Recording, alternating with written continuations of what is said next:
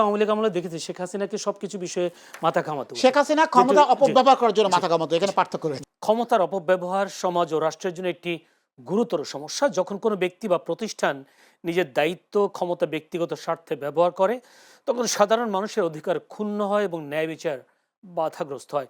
অনেক ক্ষেত্রে দুর্নীতি, স্বজনপ্রীতি ও বৈষম্যের সৃষ্টি হয়। ক্ষমতার অপব্যবহার এটি কেবল রাজনৈতিক বা অর্থনৈতিক ক্ষতি করে না, বরং দেশের সামাজিক ও নৈতিক স্তরে পচন ধরে। একটি দেশের টেকসই উন্নয়ন নিশ্চিতে ক্ষমতার অপব্যবহার রোধ করে জবাবদিহিতা ও সুশাসন নিশ্চিত করা সবচেয়ে জরুরি বলে মনে করেন এই বিশেষজ্ঞরাই। সম্প্রতি স্থানীয় সরকার পল্লী উন্নয়ন সমবায় প্রতিমন্ত্রী মীর শাহ আলমের বিরুদ্ধে ক্ষমতার অপব্যবহার করার অভিযোগ উঠেছে। নিজ পরিবারের সদস্যদের নামে ইউনিয়নের নামকরণ, নিজ উপজেলার উন্নয়নে বেশি বরাদ্দ, ঠিকাদারি কাজে স্বজনপ্রীতি সহ নানা অভিযোগ ওঠে তার বিরুদ্ধে। এছাড়াও তার বিরুদ্ধে সংবাদ প্রকাশ করায় সাংবাদিকদের বিরুদ্ধে মামলা, এবং সেই মামলায় একজনকে গ্রেফতারও করা হয়েছে, যদিও আদালত আজ তাকে জামিন দিয়েছেন। সব মিলিয়ে 24-এর অভ্যুত্থানের পর ক্ষমতার এমন অপব্যবহার নিয়ে প্রশ্ন উঠেছে জনমনে। এমন পরিস্থিতিতে ইউনিয়নের নাম পরিবর্তন করার নির্দেশ দিয়েছেন প্রধানমন্ত্রী তারেক রহমান। এখন প্রশ্ন হলো, সব বিষয়ে প্রধানমন্ত্রীর হস্তক্ষেপ কেন প্রয়োজন হয়? দর্শক, তাই আমরা আজকে আলোচনার বিষয় নির্ধারণ করেছি ক্ষমতার অপব্যবহার। আলোচনা হবে সময়ের আজকের যে আলোচনা এবং সেই সাথে গত কয়েকদিনের যে আলোচনা রাজনীতি, সেই বিষয় নিয়ে আলোচনা হবে।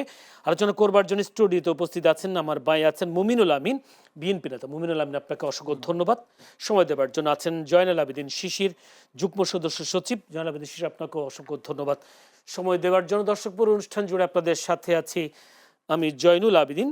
যেহেতু একজন বিএনপির নেতা আমাদের সাথে আছেন, তার কাছ থেকে কিছু উত্তর আমরা আশা করব।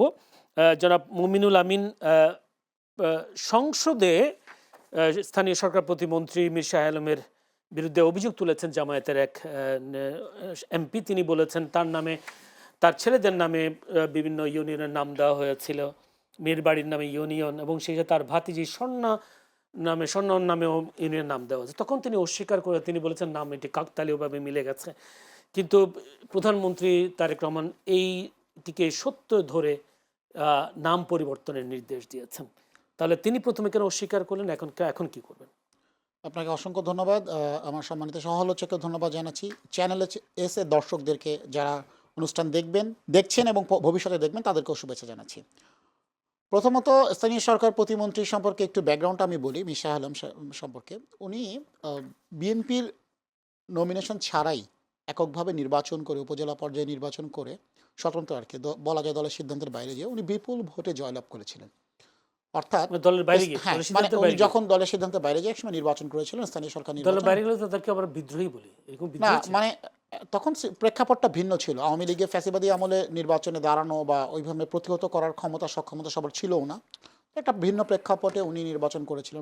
আমার যতটুকু মনে পড়ে, তো বলার উদ্দেশ্য হচ্ছে উনি জনগণের সাথে খুবই কানেক্টেড।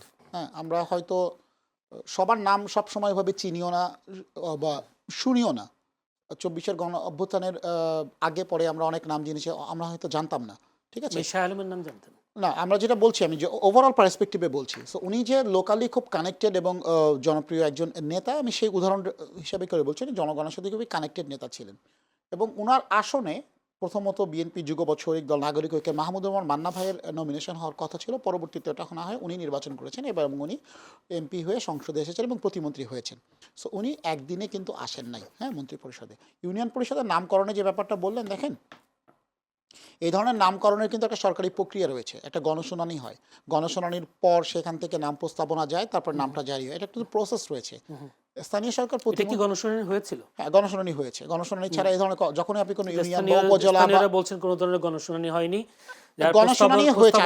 আমি প্রস্তাবনা বলেছি। আমি একটা মানুষের রাজনৈতিক পরিচয় থাকতে পারে। আপনি এখন কোথাও যে টাউন হল মিটিং করলেন, কোনো এমপি যদি টাউন হল মিটিং করলে সেখানে যুব দল, ছাত্র দলের নেতারা থাকবেই, তারা স্থানীয় জনগণের অংশ এবং তারা থাকবে।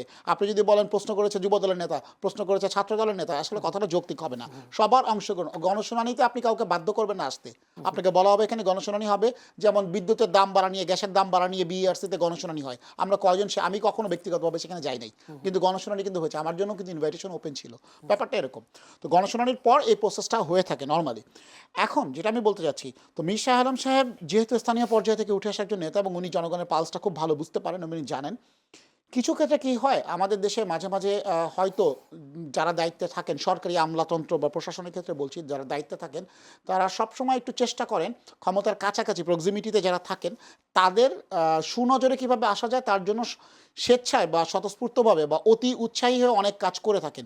এবং যখন এই কাজটা করে থাকেন তখন রাজনৈতিক নেতৃত্ব যিনি থাকেন তাকে অনেক সময় বিব্রতকর পরিস্থিতিতে পড়তে হয়। এই প্রসেসটা, নামকরণের এই প্রসেসটা, ইউনিয়ন বলেন বা উপজেলার নামকরণের প্রসেসে কোনো মন্ত্রী বললেই কিন্তু সরাসরি নাম হয় না, হইতে পারে না। তারা হয় একটা নামকরণের হয় প্রস্তাব দিয়েছেন, দিগন্তবাসী মন্ত্রী ব্যাখ্যাও দিয়েছিলেন, কিন্তু এখন যেহেতু জনগণের সরকার ক্ষমতায় আছে, এটা নিয়ে একটা ক্রিটিসিজম সংসদের ভেতরে এবং বাইরে তৈরি হয়েছে এবং বর্তমানে সোশ্যাল মিডিয়ার ট্রেন্ড, এবং এটা নিয়ে আমরা কিন্তু আসলে পুরো ঘটনাটা জানি না। আমরা জানি এরকম নামকরণ হয়েছে, যার ওনার 2 সন্তানের নামে মিলে গিয়েছে এবং এটা নিয়ে ম্যাসিভ আকারে ক্রিটিসিজম করার সুযোগ রয়েছে। আমিও জানি এটা বিরোধী দল থাকলে, বিরোধী দল থাকলে আমিও এটা একটা ক্রিটিসিজম করতাম, কিন্তু ওভারঅল স্টোরিটা আমরা হয়তো পুরোটা জানি না। মাননীয় প্রধানমন্ত্রী না, মাননীয় প্রধানমন্ত্রী কি করেছেন, জনগণের পালস উনি বুঝেন, এটা জনগণের সরকার। যেহেতু আমি এইটাও বলছি যে মির্জা আলম সাহেব জনগণের সাথে খুবই কানেক্টেড, সেই আমল থেকে, ফ্যাসিবাদী আমল থেকে, যখন বিরুদ্ধে দাঁড়ানোই খুব কঠিন ছিল উনি জিতে এসেছেন কিন্তু। সুতরাং উনি জনগণের পালসটা, উনি এমন কোনো কাজ করবেন না যেটাতে জনগণ ওনার উপর ক্ষুব্ধ হতে পারে বা উনি বিতর্ক করতে পারেন। তো পুরো স্টোরিটা আমরা জানি না, বাট প্রধানমন্ত্রী, মাননীয় প্রধানমন্ত্রী জনগণের পালস বুঝে উনি নির্দেশনা দিয়েছেন এবং সেই অনুযায়ী নাম পরিবর্তন। আমার প্রশ্ন ওই জায়গায়, যদি উনি জনগণের পালস বুঝে থাকেন তাহলে সেই ক্ষেত্রে প্রধানমন্ত্রী বলার একদিন সিদ্ধান্তটা নিলেন। দেখেন বাংলাদেশে ওই যে আপনি ক্ষমতার অপব্যবহার বলছেন না, ক্ষমতার কেন্দ্র বলে একটা কথা আছে। অনেক সময় প্রধানমন্ত্রীকে অনুশাসন দিতে হয় কিছু নির্দেশনা, যেমন ক্ষমতায় আসার পরপরই প্রধানমন্ত্রী একটা অনুশাসন জারি করেছিলেন, সরকারি দলীয় কোনো সংসদ সদস্যরা ট্যাক্স ফ্রি গাড়ি নেবেন না, সরকারি প্লট নেবেন না। এই অনুশাসনটা কিন্তু প্রধানমন্ত্রীকেই দিতে হয়েছে।